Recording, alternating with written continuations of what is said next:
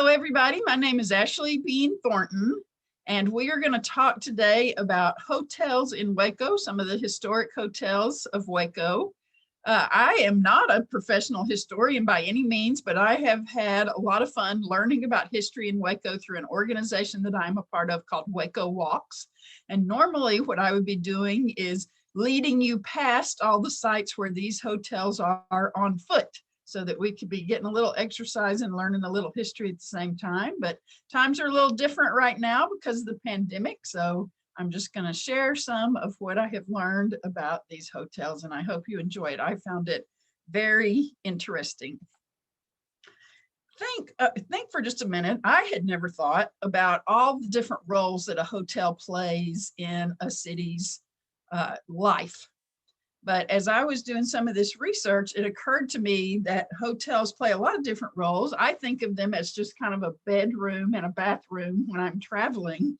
But if you think back through literature and history, you can think of examples of hotels as criminal hideouts, wedding locations, meeting spots for clandestine affairs, ritzy cocktail lounges, sometimes Skid Row homes for people who can't afford anything better. A lot of times they're gathering places for political types or literary types.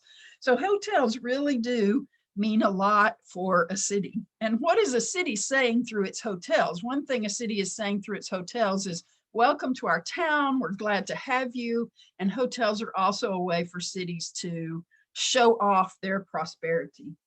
So you may not think of Waco as being a city full of hotels. I know I didn't. So it was interesting to me when I found this little box from a newspaper in 1913 that lists out 19 different hotels in the downtown area that were open for business for the Cotton Palace of 1913. So that's quite a lot of hotels in a small space. And then I called the people at City Center Waco to find out about hotels now. And they said that between the hotels that have come online in the last couple of years and the ones that are being built right now and the ones that are scheduled to be built in the next couple of years, we're going to be adding 10 new hotels to the downtown area within the next couple of years. So Waco is really a hotel town. Waco is really a hotel town. And a lot of times I think we think of hotels as being places mainly for travelers, but hotels are also a place for the locals. Hotels are places where civic clubs gather a lot of time. Business organizations through the years have traditionally gathered at hotels. There are a lot of times a place to go out to eat or to go dancing. Politics is often conducted at hotels. Those of you that are old enough to remember might remember that the Watergate was the Watergate Hotel. So a lot of history takes place in hotels, and hotels really do bear witness to the life of a town. So with just a little bit of background information before we dive into the 5 main hotels I'm going to talk to you about. Hotels have been in Waco for just about as long as there has been a Waco. In 1849, when George E. Rath and Jacob de Cordoba founded Waco, one of the first things they did was to recruit Texas Ranger Shapley Prince Ross to move to town. And Captain Ross had several jobs. He was the postmaster, he ran the ferry, but he also ran a hotel right on Main Street, which became Bridge Street, which became Austin Avenue. So there was a hotel in Waco from the very beginning. Prior to the Civil War, most Texans were getting on board with seceding from the Union, but Sam Houston famously was not on board with that. He came through town in 1860 and gave a fiery speech about why Texas should not secede from the Union. But the pro-secessionist people in Waco were hearing none of that. They started yelling at him, they threw rocks at him, and eventually they tried to rush him, and his friends spirited him away to safety in a hotel. Maybe the same hotel that Shapley Prince Ross was running. We're not sure about that. So hotels were there then. Unfortunately for that particular hotel owner, the people of the town were not quite finished with Sam Houston, and they rolled a keg of gunpowder up next to the window of his hotel and lit a fuse and blew up the hotel, damaged the hotel, and knocked out windows all up and down the street. Fortunately, Sam Houston was not injured, but he did decide to go on and leave town. And Texas did vote to secede, and the Civil War did happen. The 5 hotels that I'm going to talk to you about are the McClelland House, the Pacific Hotel, which was later called the Metropole Hotel, or the Hotel Metropole, the Natatorium Hotel, the Riggins, which was later called the Raleigh, and the Roosevelt, which was originally called the Hilton. So among those 5 hotels, they bore witness to 113 years of life in Waco from 1872 until 1985. So you can see that they cover quite a span. None of them are operating as hotels today. Just to give you a little sense of where they were once located, 4 of them were located on 4th Street. And then one of them was way out. It was considered way out at the time on 8th Street. So this was the McClelland House Hotel. This was the Pacific. This was the Natatorium. This was the Riggins that later became the Raleigh. And then this was originally the Hilton, but eventually became the Roosevelt. So that gives you kind of a sense of where they are, where they were located in town. So first, the McClelland House. Well, after the Civil War, there was a period in Waco called the Reconstruction, where Waco was occupied by federal troops who were trying to kind of get the South back on track after the Civil War. That period of time lasted until 1873 in Waco, and those were very busy years for Waco. In 1867, the Chisholm Trail started coming through town, bringing with it cowboys and cattle on their way to Kansas to send some meat up north to people who were hungry for some Texas beef. In 1870, the suspension bridge was completed. And in 1872, the railroad first came to Waco. So all of those things kind of set the stage for Waco becoming a major inland cotton market by the beginning of the 20th century. And that brings us to the first of our hotels. Peter McClelland, this is Peter McClelland seated when he was a younger man, and over here you see him as an older man. Noted all of these developments that were happening in town, the Chisholm Trail and the bridge and the train, and thought to himself, you know what this place needs is a great big hotel. And so he and his investors set about to build it. He was actually born in Virginia in 1809. And in 1853, he came to Waco when he was about 44 years old. In Waco, at first, he was a grocery store man, and then his success at that allowed him to get into livestock, banking, and eventually building and construction. So December 1st, 1872, he opened the McClelland House Hotel, which was at the corner of 4th and Austin, where the Tornado Memorial is now. It was one of the largest, if not the largest hotel in Texas at the time. It was 4 stories high with 103 rooms, and it cost $90,000 to build. The McClelland House eventually became known as the best place to stay in Texas and maintained that reputation for several years.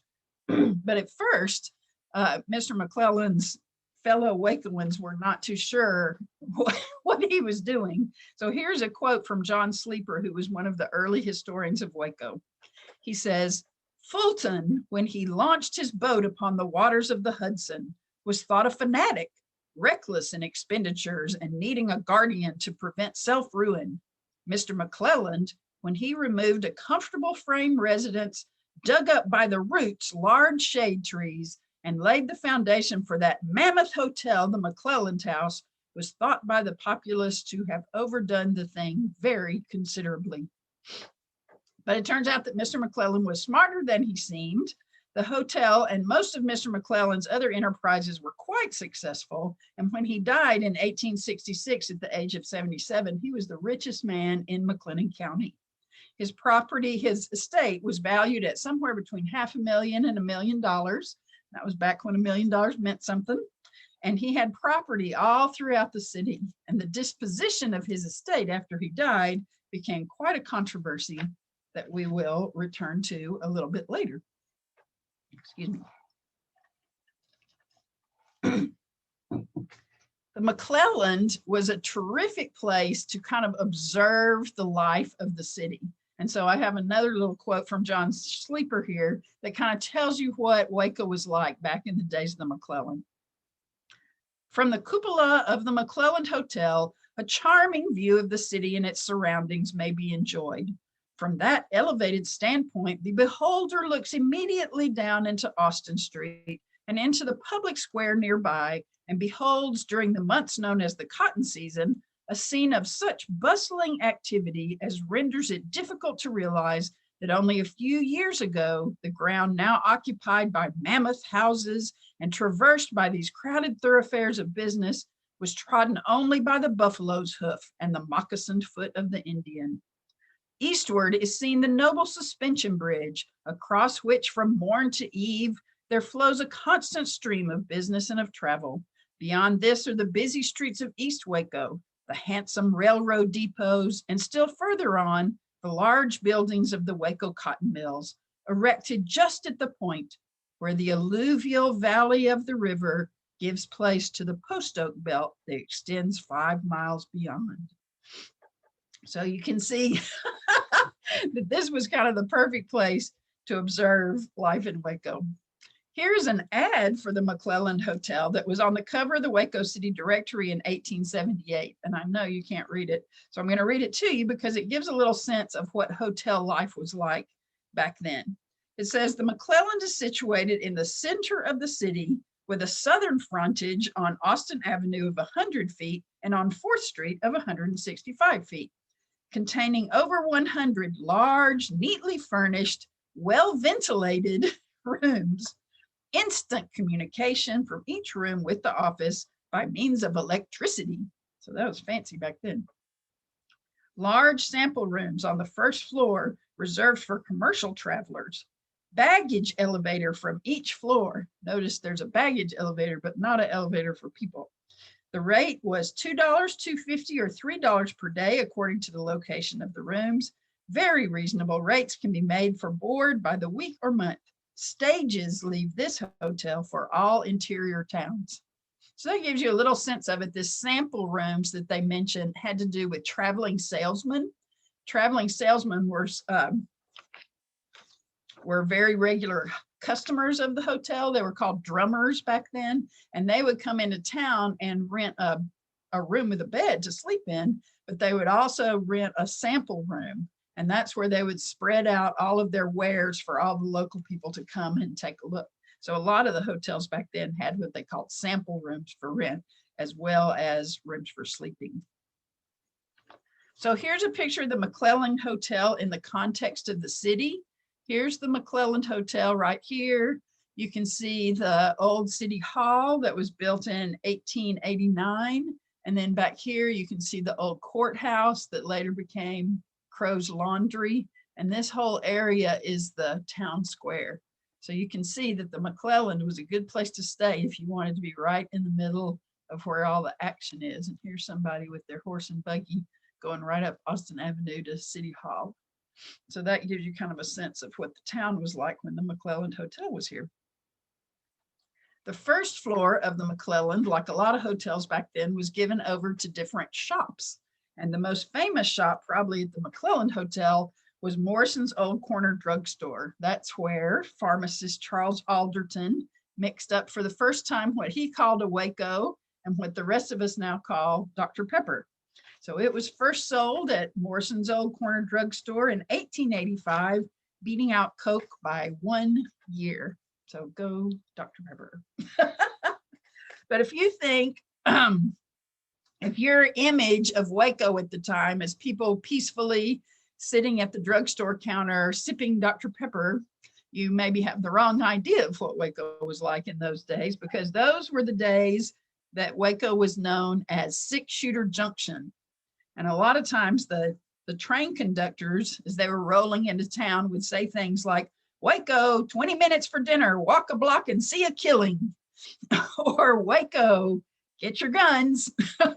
So it was, Waco was very notorious for gunfights, and one of the most notorious gunfights took place in front of the McClelland Hotel.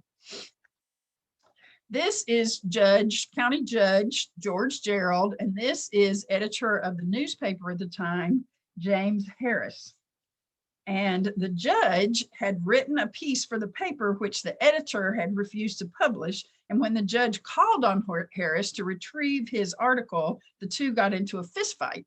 This led Judge Gerald to put together a circular or a flyer that was margin to margin with nasty things about editor Harris, including, among many, many, many other denunciations, I hereby brand J.W. Harris, editor of the Times Herald, as a liar, a coward, and a cur. So everybody in town knew that the next time these two men met, bullets were going to fly, and fly they did on November 19th, 1897. Now, pause for a minute to think about this. This is not two, thugs meeting in the street. This is the county judge and the editor of the newspaper. All right. So James Harris, the editor, was standing just outside the old corner drugstore at the McClelland when he saw Gerald advancing across Austin Avenue from the opposite corner. He pulled his pistol just as he saw Gerald reaching under his coat for his own weapon. Harris went down with a gunshot through his windpipe into his spine, his bleeding body dragged out of the street into the old corner drugstore, where Dr. Pepper did absolutely nothing to revive him. Then his brother, W.A. Harris, fired on Judge Gerald from the opposite corner. Gerald was injured, but fired on the brother, who he dropped dead. It's not clear whether the Harris brothers had laid in wait for the judge or whether the judge saw his chance and took it, but it is clear that Gerald came out the victor. And here's a little quote from the paper. It says, talking about Judge Gerald, it says, his bearing when under the crossfire of the Harris brothers was cool and collected. He walked against the revolvers as if they had been toys, with the light of battle in his eyes. So exciting times in Waco. Both the Harris brothers were killed. Judge Gerald stood trial for the double homicide, but he was not convicted, and he won re-election in 1900. So that just gives you a little taste of six-shooter junction. By 1912, the Sanger brothers had taken over the whole ground floor of the McClelland House Hotel. The old corner drugstore had moved to its new location next to the brand new Amicable building, which is what we call what we call now the Alico building. And though the McClelland estate still owned the biggest share in the building, the name of the hotel had changed to the Adams Hotel, and then changed at least one more time, maybe a couple more times, to the Interurban Hotel before the building burned down in 1960. So this shows you the location where it stood as it looks today. So this was the former location of the McClelland House Hotel. So on to our next hotel. Our next hotel is the Pacific. It was called the Pacific Hotel when it was first built, and later its name was changed to the Hotel Metropole. And this was the McClelland House here, and just a little bit down 4th Street was the Pacific or the Metropole. So that kind of gives you a sense of where it was located.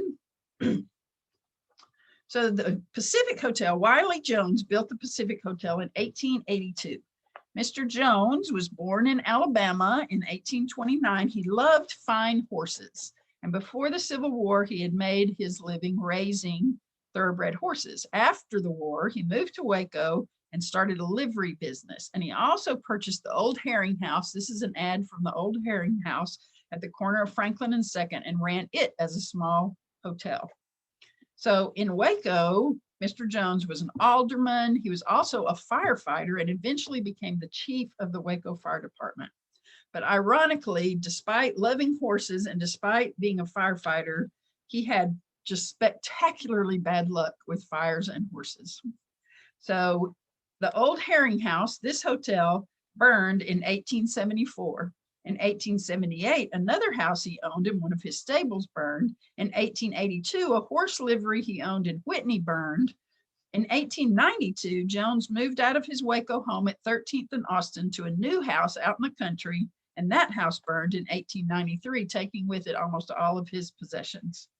So Wiley Jones, who built the Pacific Hotel, died suddenly in 1902. He was walking one of his prize horses downtown when the horse spooked and kicked him in the head and killed him instantly. So bad luck with horses and fires. In between fires, in 1882, Mr. Jones opened this hotel, the Pacific Hotel. And by 1883, he had sold it to a fellow firefighter of his, Bart Moore. Bart and his brother Jim Moore operated the hotel throughout the 1880s and the 90s. The 5-story, you can see it's 5 stories. The Pacific Hotel was considered the finest hotel in Waco at the time. And it was the first hotel to include the luxury of an elevator for people up and down. Austin short story writer William Porter, who we all know as O. Henry, said that the Pacific saw as many honeymooners as Niagara Falls. So it was a fancy place to come and stay. This is a picture of William Jennings Bryan. You might remember him as the prosecutor from the Scopes monkey trial, but he was a famous orator in his time and in fact ran for president in 1896. And when he was running for president, he came through Waco and stopped at the Pacific Hotel. His main platform was what they called free silver, which was they wanted to open up the monetary system beyond just the gold standard to include silver. And the reporters who talked about his visit to the Pacific said the throng that came to hear him filled the lobby and spilled out into the street. There were so many pickpockets there that day that it gave everybody a practical example of free silver. So 20 people were robbed that day during William Jennings Bryan's speech at the Pacific. Let's see. The Pacific also saw its share of violence. Probably the most famous gun battle in Waco took place in front of the Pacific. It was between William Cowper Brand and Captain Tom Davis. Brand, who was kind of a Rush Limbaugh of his day, was the writer and editor of the controversial newspaper, The Iconoclast, which had a nationwide circulation of over 100,000 readers, thanks to Brand's very caustic commentary. People love that kind of thing. One of his favorite targets was Baylor University. And in one particularly critical article, he described Baylor as being fit only for the education of ministers and Magdalens. The Magdalene comment being a reference to Mary Magdalene in the Bible, who was thought by many people at that time to have been a harlot. So Captain Tom Davis, whose daughter went to Baylor, took offense at this, among many others, and he waylaid Brand on 4th Street on April Fool's Day, 1998, right in front of the Pacific Hotel, and shot him in the back, right where the suspenders crossed. Brand whirled and emptied his revolver into Tom Davis, and both men were dead by morning. So you can see the name 6-Shooter Junction was well earned.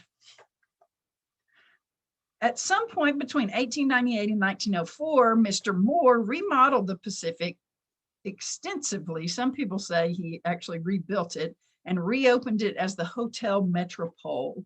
Possibly this was to compete with the Driscoll in Austin, which was kind of the fancy schmancy hotel at the time. Here's a picture of the Metropole kind of in the context of 4th Street. So the McClelland Hotel would have been down over here. Here's the Metropole right here. This was the post office at the time. And this is the tower from the Cotton Belt Railroad. And this is a building called the Provident Building, which we'll talk about a little bit in a minute. It's the Provident Bank Building. So this is 4th Street right along here. And this is the Metropole. This is the fancy side, actually faces onto Franklin. So here's an ad from the Hotel Metropole that I think tells you a little bit about the times. You know, it says it's 1 block from the Cotton Belt, which shows you that most people traveled by train back then. The rates are $250 to $350, and it's what they called the American plan. And the American plan meant that you got room and board for your $250. So you'd get a place to stay and something to eat. Or people could come in and have lunch for 50 cents. I love this little comment here. A good place for your mother, wives, and sisters, which makes you wonder about the other places in town. But it also makes you wonder what made something a good place for your mother, wife, and sisters. And then it says convenient to all streetcars, which is something I wish we still had today, streetcars to be able to get around town. So just a little insight into what the town was like back then.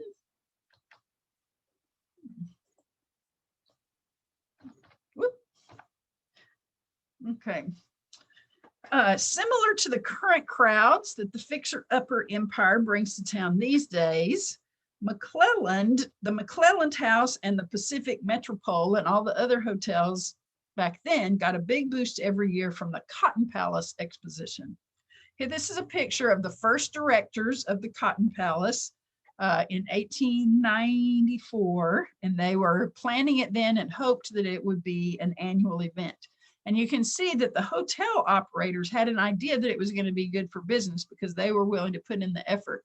These two faces that are circled in red are Jim Moore on the second row and Bart Moore on the third row. They were the operators of the Pacific Hotel. And then circled in green, we have Colonel Parrott here and S.W. Sladen here, and they were the ones who built the Natatorium Hotel, which we're going to talk about in just a minute. The first Cotton Palace took place in November of 1894. The activities lasted a month. It was a huge success. Unfortunately, tragedy struck in January of 1895, and a terrible fire destroyed the buildings they had built to host the annual exhibition. They didn't have another Cotton Palace again until 1910. But when they did, again, it was a huge success and a boon for Waco for the next 20 years. It brought thousands to Waco for 2 weeks each November. Over 500,000 people attended the exposition in 1918, which was its biggest year. And to just kind of put that number in context, in 2017, 100 years later, the Waco Convention and Visitors Bureau was very proud to announce that that Magnolia had attracted that many people to Waco for the whole month of March. So that kind of gives you an idea of how many people. Bart Moore was running the Pacific Hotel when the first Cotton Palace opened, and he said, we had 150 rooms, but for the crowd that came in then, we used parlors, porches, halls, and every available bit of space and bedded our guests on cots, pallets, and anything else we could find. So the Cotton Palace, like I said, was a boon to the Waco economy until it finally closed its doors in 1930, a victim of the Great Depression.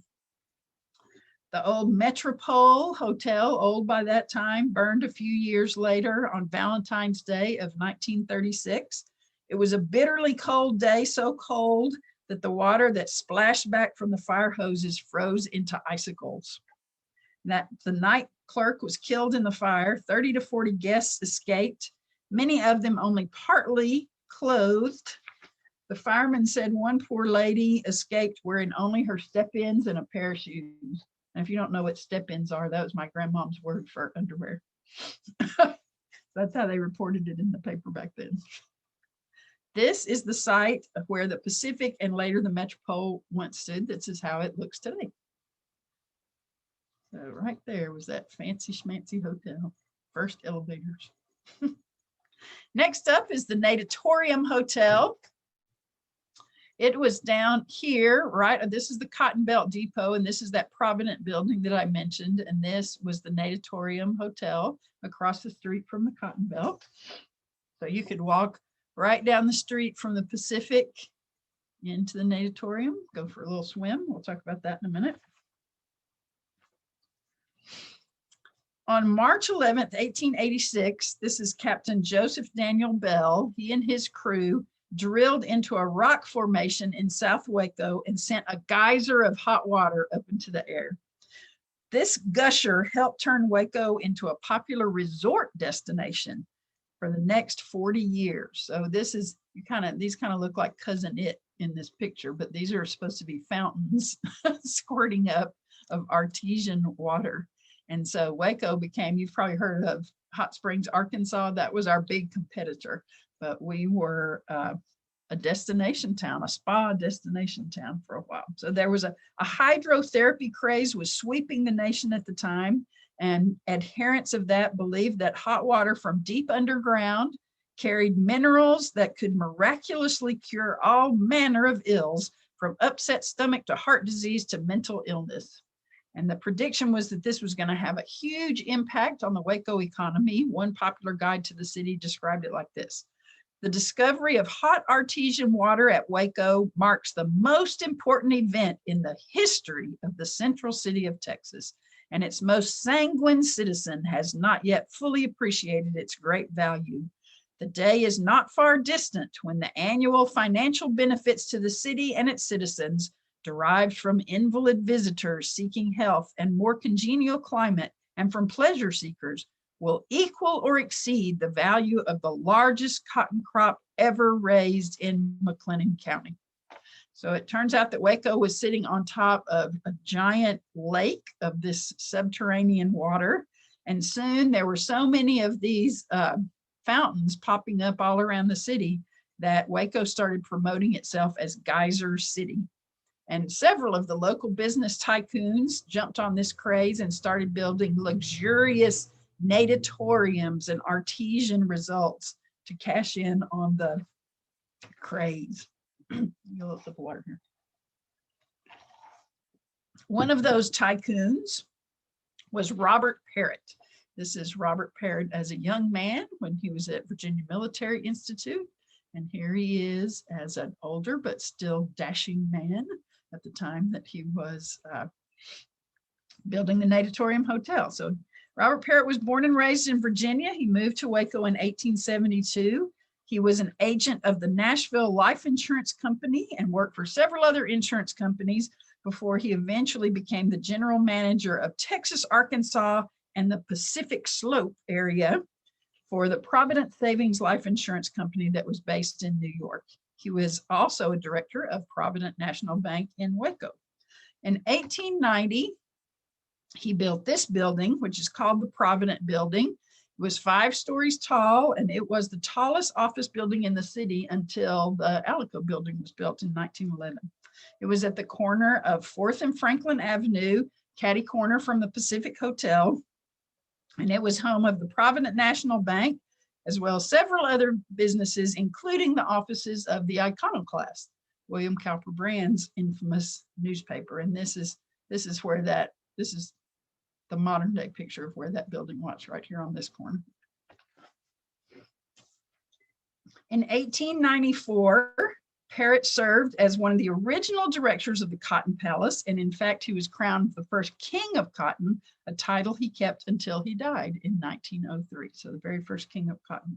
In 1892, Colonel Parrott and his partner, W.S. Sladen, jumped on this whole hydrotherapy bandwagon and built the Waco Natatorium, which was also known as the Natatorium Hotel, which was also known as my personal favorite, the Natatorio Sanatorium. So this is the original Natatorio Sanatorium. It was a 1-story structure. It was right in the heart of downtown, a block away from the Provident Building, just down the street from the Pacific Hotel, right across the street from the Cotton Belt Train Depot. And the construction of this new natatorium was a highly anticipated event. So here's a little bit from the newspaper. The Waco Natatorium will be the great Waco institution launched upon the industrial world. Colonel Parrott has succeeded in getting everything in shape for immediate action, and the great artesian bath resort proposed by him several months ago will be built, and that right away. The site was certainly happily selected, right in the center of the city, near enough to the Cotton Belt Depot for passengers to visit the natatorium and get a delightful thermal bath between the arrival and departure of the trains. It is near the hotels, and no visitor to Waco need go away without enjoying the exhilaration of a Waco artesian hot water bath when this natatorium is built. And it is going to be built, and built quick. Colonel Parrott is pushing it with his characteristic vigor. With 3 artesian natatoriums in Waco, there will be no excuse for anyone coming to the Geyser City without seeing, drinking, and bathing in the great elixir of life.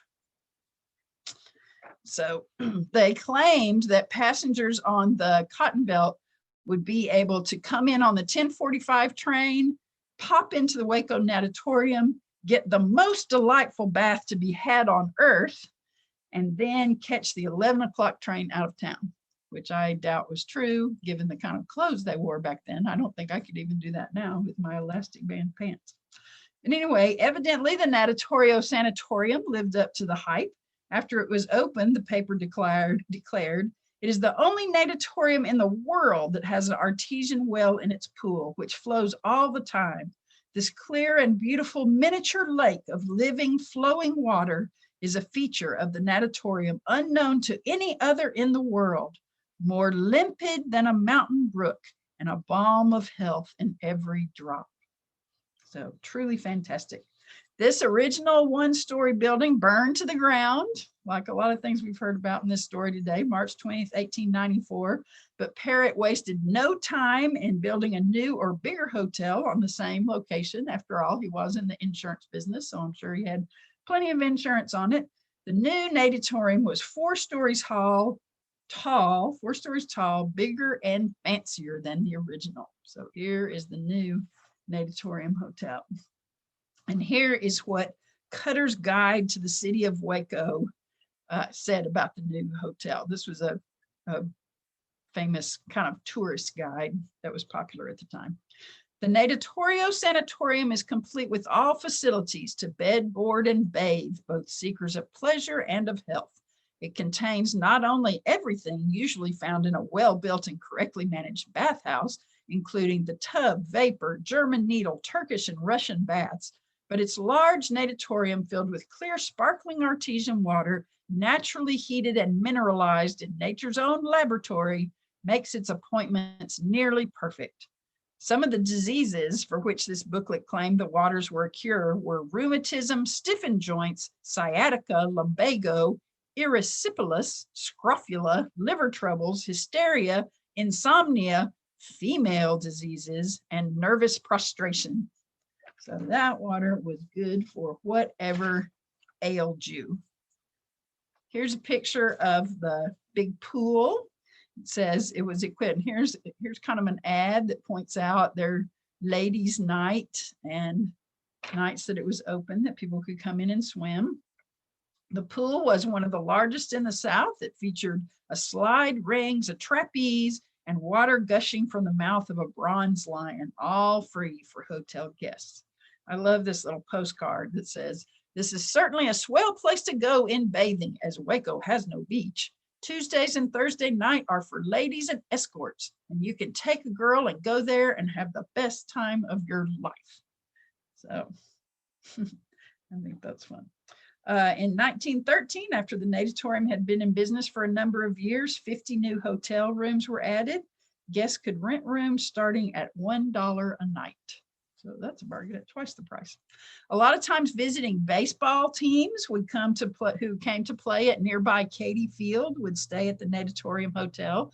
And in 1913, the baseball National League champion New York Giants came and for an exhibition game with the Waco Navigators. And the Giants lineup included their new first baseman at the time, Jim Thorpe, who was already famous because of his astonishing success at the 1912 Olympics, was generally acknowledged at the time to be the world's greatest athlete.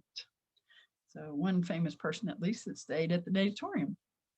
I love these ads that were in the paper. This one over here says, "Swimming expands the chest and brings into play all the muscles of the body.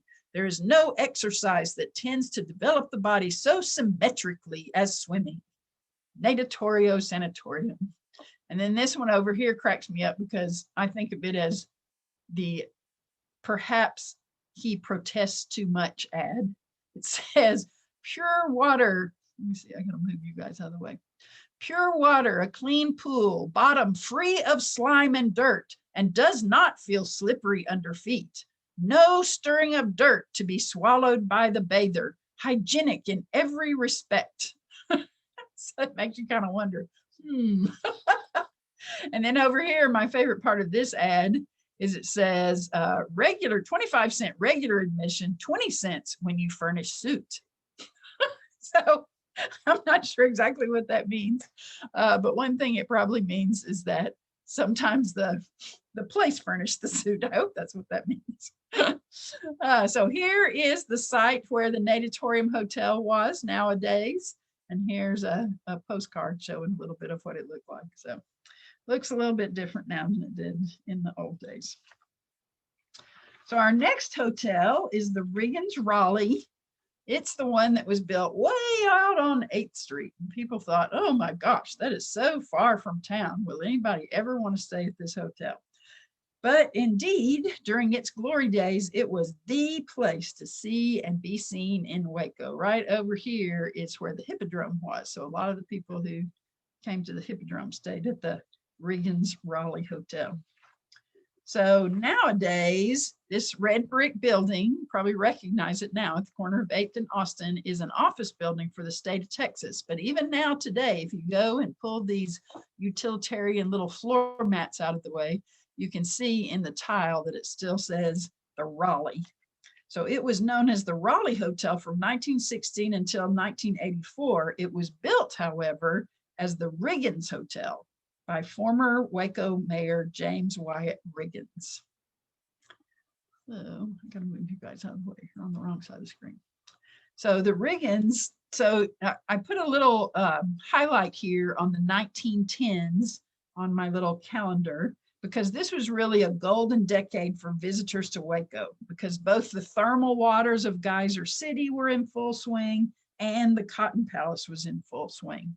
But you can see some of the nicer hotels in town were getting a little bit old by that time. The Natatorium was one of the newer ones, and it had already been in operation 20 years when the Cotton Belt resurrected in 1910. So the city leaders were starting to long for a new modern hotel. And J.W. Riggins was the one who stepped up to grant their wish. So this is a little quote from John Sleeper's Brief History of the Mayors of Waco, and it hints just a little bit at Riggins' backstory. He was an interesting character in town.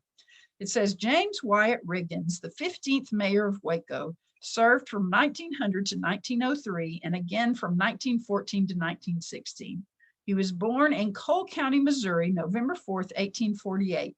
He came to Waco, June 1877, and died in California.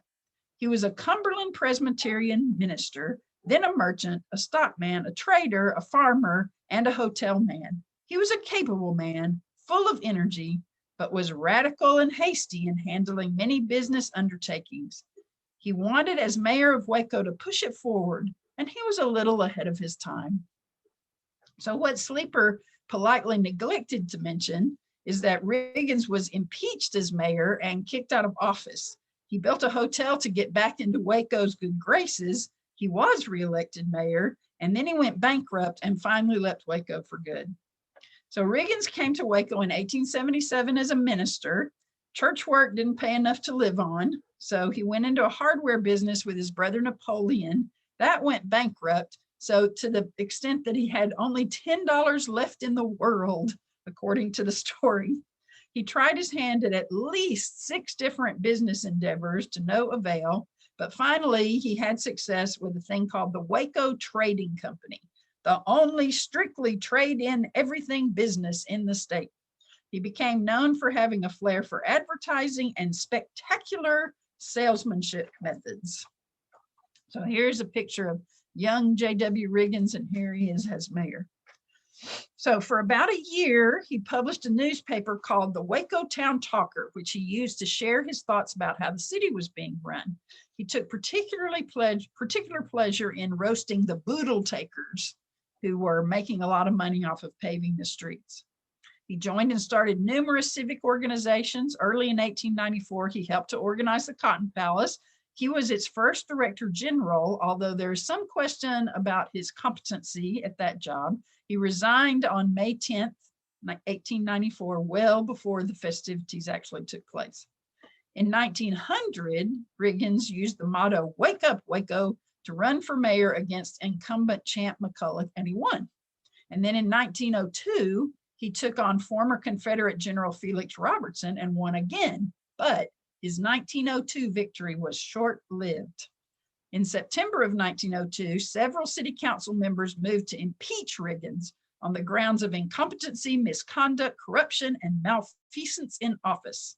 They brought 9 charges against him, including, among others, bringing into disgrace, ridicule, hatred, and contempt the said city of Waco and the government of said city and the citizens and inhabitants thereof by working for the anti-prohibition party.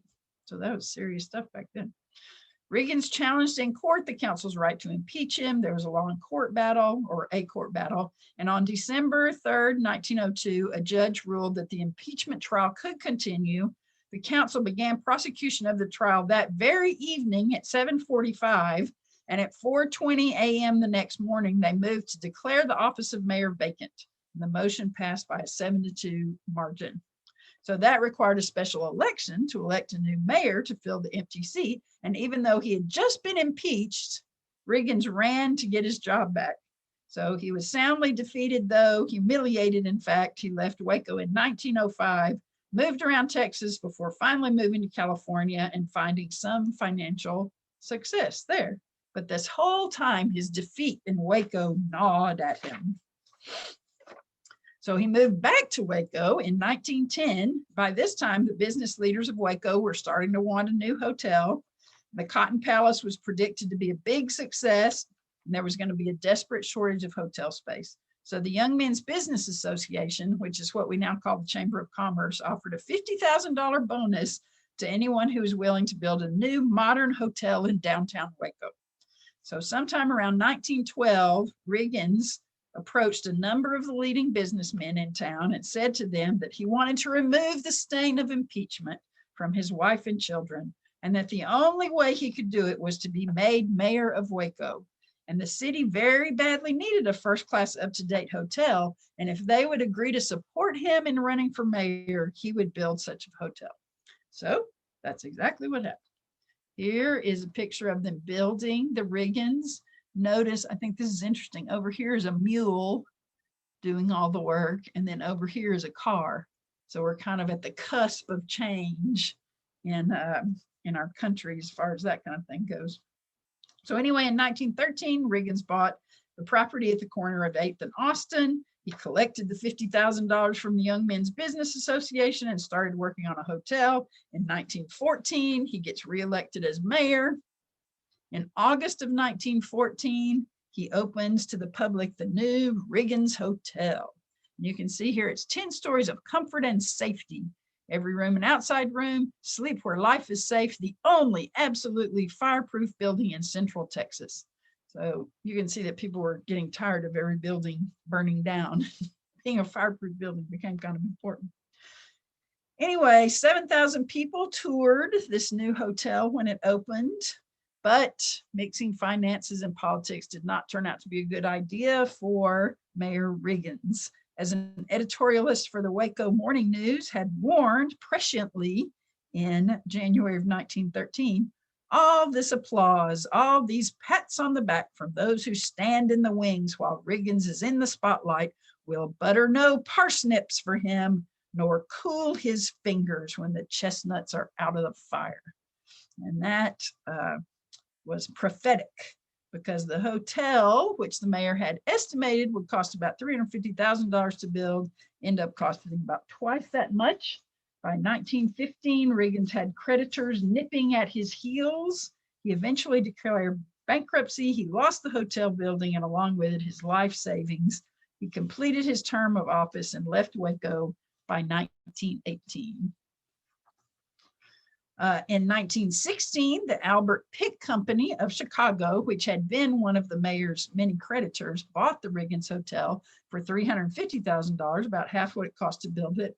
They changed the name to the Raleigh, which, according to the Waco Semi-Weekly News, they wanted to keep the R because it was embossed on all the linen and flatware and crystal, but they did not want the association with the bad reputation of former Mayor Riggins. So that's how they came to name it the Raleigh. So with the exception of a few years in the 20s when it was owned and operated by Robert Pello, the Albert Pick Company ran the Raleigh until 1944.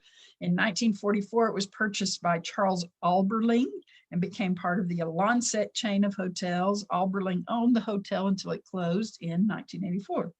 From 1916 through the 40s and even really into the 60s, the Raleigh Hotel was an anchor of downtown Waco social life. It turns out the Albert Pick Company had bought the hotel just in time for the World War I boom. Nearly all the construction people who were building Camp MacArthur stayed at the Raleigh, as well as the Army brass who were assigned to organize the camp. When 500,000 people came to the Cotton Palace Exposition in 1917, the Raleigh was right there to serve them. In the mid-20s, the Albert Pitt Company added a rooftop garden to the Raleigh. This innovation helped the Raleigh attain legendary status as the place for dining and dancing in Waco. There was no air conditioning yet, but there was always a breeze on the rooftop. No liquor was served, but there were plenty of hip flasks. Big bands from Dallas and Temple would come to play. Baylor girls were strictly forbidden to go to the Raleigh, but of course, that just made them want to do it even more.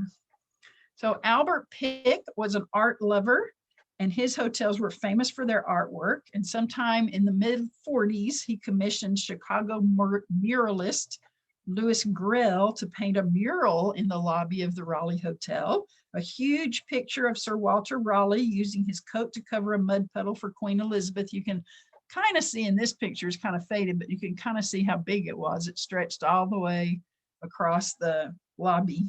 The mural, and this mural was actually saved when the Raleigh building was renovated, and it's now in storage. Another thing that Pitt hotels were famous for was the Purple Cow coffee shop. And the Raleigh, our Raleigh had a coffee shop from around 1942 to 1954 when it was replaced by the Raleigh Grill. And Purple Cow coffee shops were famous for being decorated with fanciful cow murals. This is an example of one, not necessarily ours. These were also painted by Louis Grell, who did the other mural. And the murals were all meant to, they were inspired by this extremely lame poem by Gillette Burgess. I never saw a purple cow. I never hoped to see one, but I can tell you anyhow, I'd rather see than be one. And so at each different hotel, the Pitt Company would have a big contest to have some local person come up with a poem to go with the illustrations on their wall. So in Waco, the winner was Miss Helen Thompson of 1808 Proctor Avenue. Her poem was selected among 4,000 entries, and she won a $25 prize. So here is her poem. Why all the love for the purple cow? The bewildered cowboy cried. She gives to us the best of food, the Texans all replied. So that is well worth 25 bucks, I would say. So a lot of famous people stayed at the Raleigh. This is a picture of Elizabeth Freeman. She came in 1916. She was sent by the NAACP at the time to investigate the Jesse Washington lynching. And her reporting from Waco helped actually to turn public sentiment against the illegal practice of lynching. So she was a very important figure in history.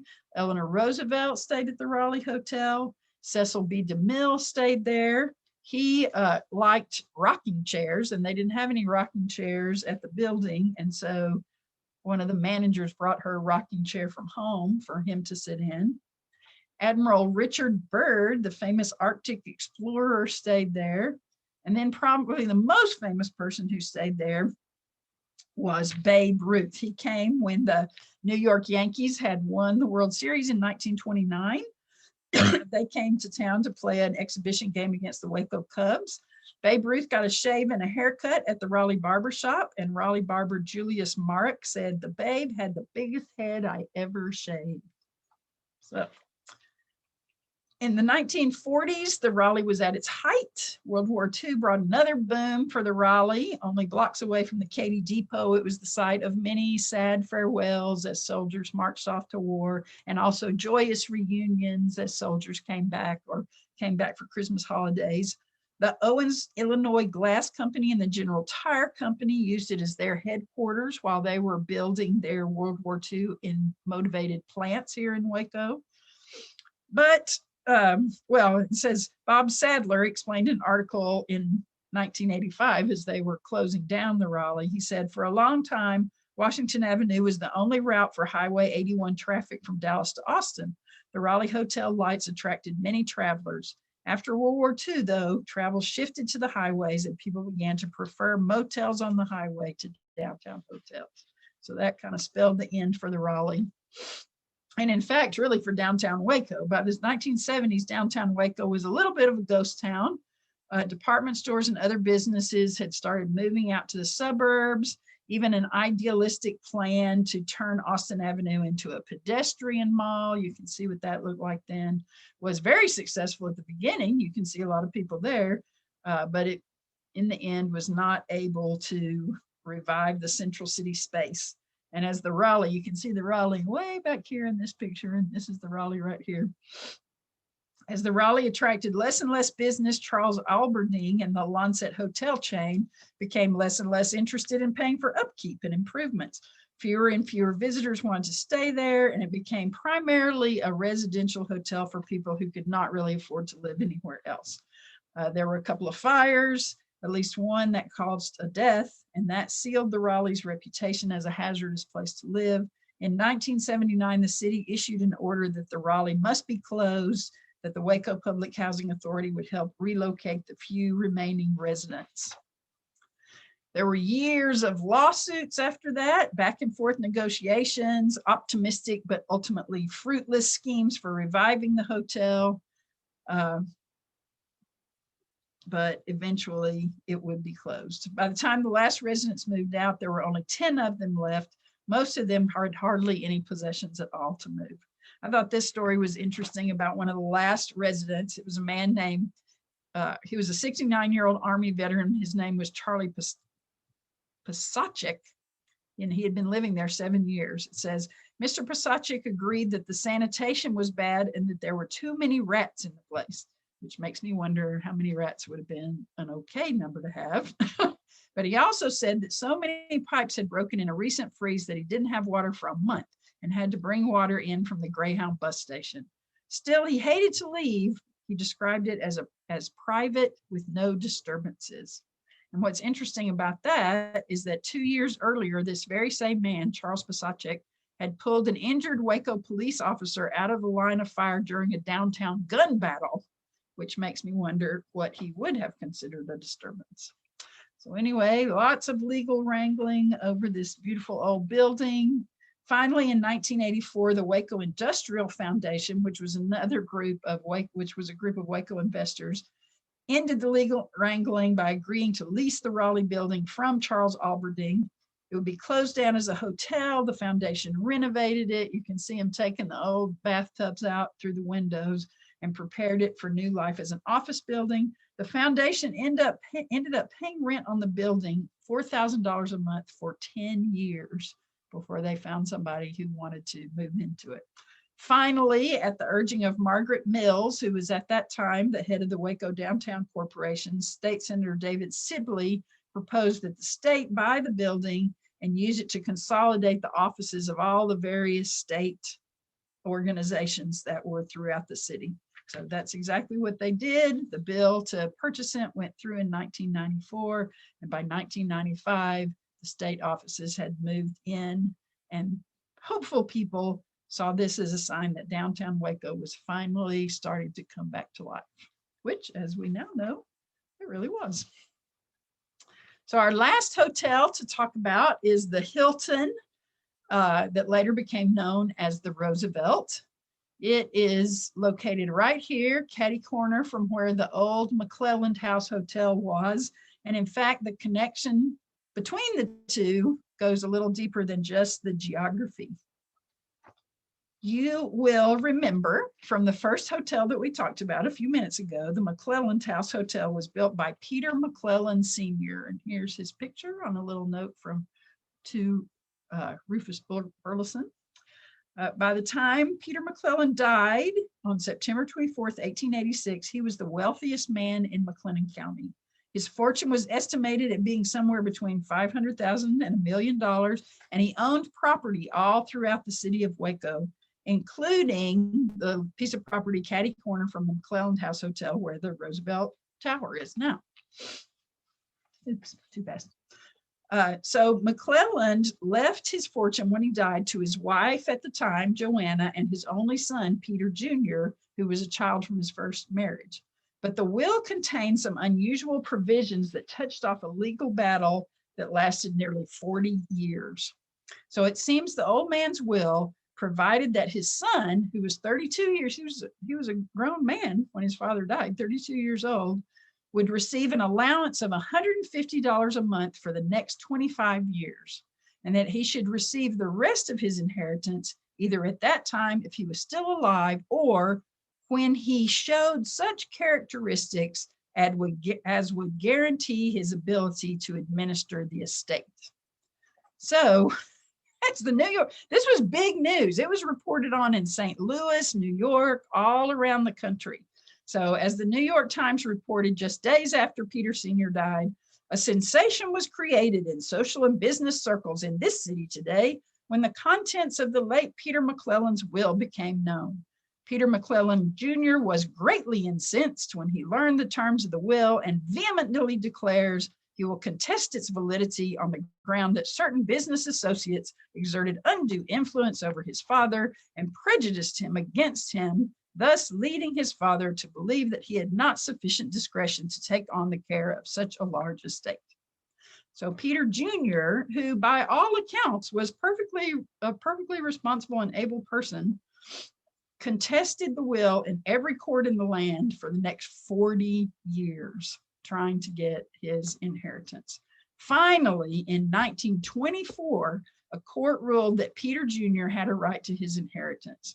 3 weeks later, Peter McClellan Jr. died. So he never got to touch the riches that he had worked really most of his life to win. So by previous, what this has to do with the Roosevelt Hotel, by previous agreement, the land where the Roosevelt Tower now stands went to Peter Jr.'s attorneys as payment for the years of work on the drawn out legal proceedings. The lawyer sold the land to the Waco Development Company. So the Waco Development Company was a group of prominent Waco businessmen who believed that downtown Waco needed either some new office space, well, needed both, some new office space and a new hotel. So as soon as they had procured the property, Clint Paget, who was a businessman at the time, made a connection with the Hilton Company.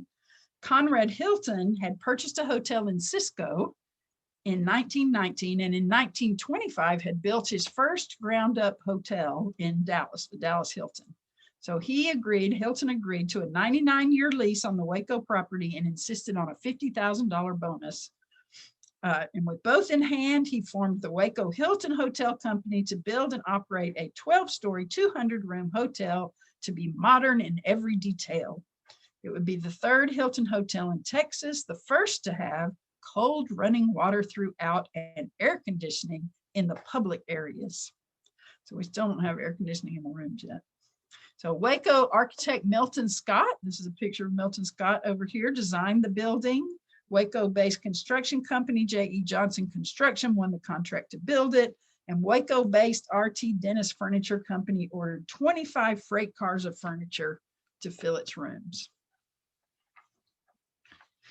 So the building opened to great fanfare on July 3rd in 1928. Thousands of people toured the facility. The Waco News Tribune ran a 20-page special section all about the Hilton with articles describing really every possible detail about the hotel.